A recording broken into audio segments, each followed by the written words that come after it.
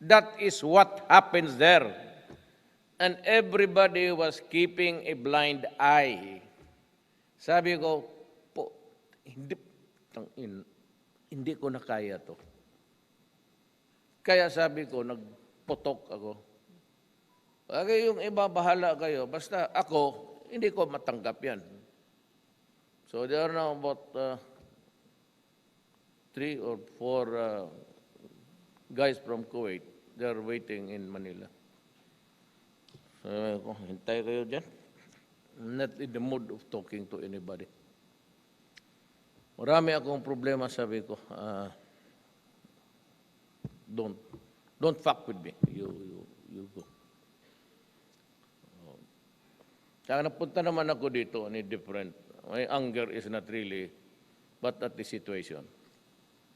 The terrorists